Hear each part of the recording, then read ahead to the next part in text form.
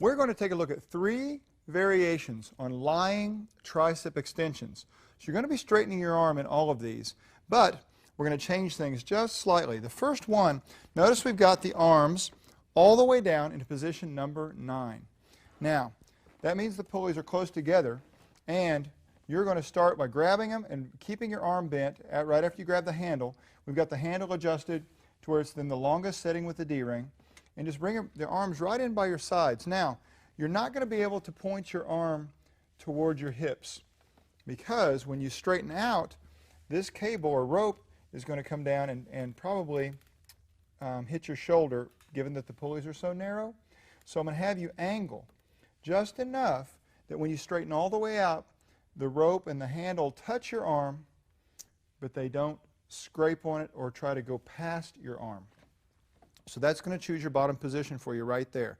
Now all Amy has to do is maintain this exact upper arm angle the whole time, and she'll have the perfect, well, basically a lying push down is what it'll be like. So this version of this lying tricep extension is really like a lying push down.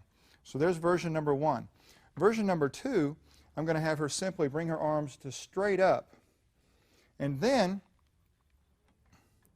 she's going to do her tricep extension, but notice right off the bat we start to see that as she comes down, depending on how low she goes in the range of motion, this rope hits all the way against the pulley. So all I have to do is, I don't even have to unhook the previous D-ring, I can just hook up the shorter one, and now she'll be able to do that full motion, no problem. So basically her arms are 90 degrees. Her upper arm is 90 degrees from her torso right now, and she's keeping it there the whole time. If you find that you're still hitting the handle against the pulley, then all you need to do is scoot down on the bench just a little bit and it'll solve the problem.